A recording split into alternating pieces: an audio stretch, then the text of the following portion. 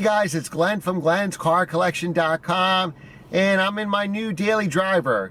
If you're new to the channel, hope you like what you see and hit that subscribe button, hit that notification bell so you don't miss the next video.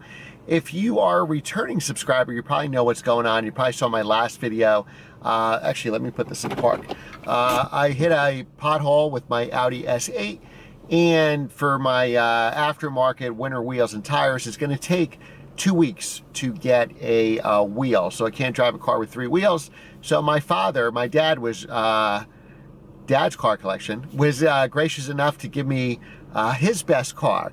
Now a lot of YouTubers or a lot of auto journalists, they get their car obsession from their dad. Their dad brought home this car, or their uncle had a Porsche, or their dad had this Roadster, and that's what really got them into cars. Unfortunately for me, there were no car people in my family. Everybody likes a nice car, but that doesn't make them a car enthusiast. So this is the best of the 3 cars my father has, which is a 2003 Honda Accord Coupe V6. Now this is a sentimental car to us. We'll always keep it in the family.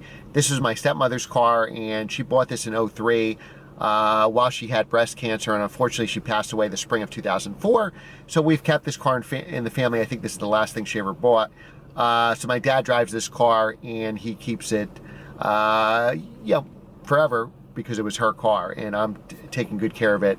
Dad was gracious enough to give me this car to use just for commuting back and forth for work for 2 weeks. My dad's inherited a lot of cars. He's got my grandparents, old Mercedes E-Class. I forgot what year it is, probably a 99. And then he's got a 1994 Jeep Cherokee that doesn't go in reverse. So we'll have to do a video of Dad's car collection coming soon. That's a good winter filming video. So give you a little background on this car. This particular car has 96,000 miles. It does have a V6. It's a 3-liter naturally aspirated V6. Produces 240 horsepower, 212 foot-pounds of torque. Car and Driver in 2003 tested a coupe. And the great thing about this coupe, this has a 5-speed automatic, unfortunately. The standard transmission is 6-speed manual, and a 6-speed manual supposedly changes the whole character of the car. And Car and Driver did a test in 2003 where they got a 5.9 second 0 to 60. If you follow Car and Driver, you know that they're always very optimistic with 0 to 60 times. You'd have to have the perfect condition, and they correct for weather and temperature. So it's not like something you could recreate yourself, even if you're a great driver. So realistically, this car is probably like 6.5 seconds to 60. Now with the automatic transmission with the slush box here, which actually in 2003 was changed to a 5-speed auto. Previous to that, it was a 4-speed auto. Has a 0 to 60 time, probably a second longer than that, maybe like 7.5. Now the way I'm driving it now with 96,000 miles, and I promised Dad I would not drive his car the way I drive other cars or my cars in my videos. So I haven't done any hard acceleration. But to me, seat of the pants, it feels probably like it's an 8-second 0 to 60 car, maybe 8.5 seconds.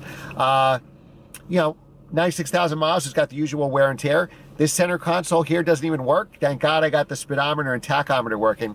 But the center console, like the dash light is out, or the fuse or something like that. So HVAC works, but you can't see the screen. The screen doesn't work. And because of that, the screen doesn't light up at night. So he puts on the interior light here. Actually, I should put that on so you can see. The interior light here so he can see what the climate control does. So climate control does work. It does have air conditioning and heat. It doesn't have a radio. So I just play my iPhone really loud or my iPad real loud. It's got my favorite thing in the world, a sunroof. I don't know if that was standard or not. And I put 100 miles on this car. So this is my initial impression video. Drives fine for a daily driver. This car had been in a minor accident in the front end, so I can feel it in the steering. It pulls to the left. It feels like there's, damage in the front a little bit, the way it drives. It's got tires from 2010, so you really shouldn't have tires older than 5 years. I told Daddy needs to change his tires. Maybe I'll have to get him a new set of tires for a thank you.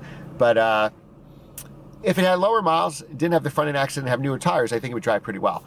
It doesn't drive great, obviously, because of those things, but it's good enough for a commuting car. It's supposed to get around 20 to 23 miles a gallon average, and I think I've been getting that because I've been driving it conservatively.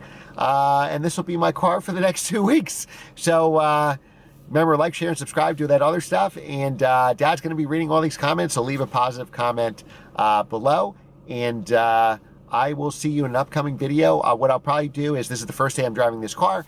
I'll give you a video probably 2 weeks from now what happened during the 2 weeks, pros and cons of the car. I can give you a couple cons right now. I'm 6 feet tall, and I have the seat leaning back because if I sit straight, my head hits the roof. And I don't know why it does that, because I have the seat in the lowest, it's got a power seat. Unless there's something stuck underneath here, I have it in the lowest possible position. So I don't know what somebody 6'3" would do, because their head would be through the sunroof. And maybe because it has a sunroof, it's lowered about 2 inches here, maybe for that reason. So maybe that's why I don't fit, but I'm not used to like that gangster lean driving like this, but I have to, otherwise my head hits the roof. Power mirrors don't work. They move for a second and go back, so something is wrong there. The power outlet works for my radar detector, but somehow I can't charge my phone, and I have on my radar detector an outlet where you can put a USB. I don't know why that's not working in that car. Maybe something I'm doing or something wrong with that outlet itself. Like I said, power mirrors aren't working, old tires. So, yeah, it's just a commute back and forth to work. So, I will give you an update in about 2 weeks, and we'll go from there. Thanks for watching. Remember, like, subscribe, and share. Hit the notification bell so you don't miss the next video, and leave a positive comment for Dad below. Thanks, guys. Talk to you next time.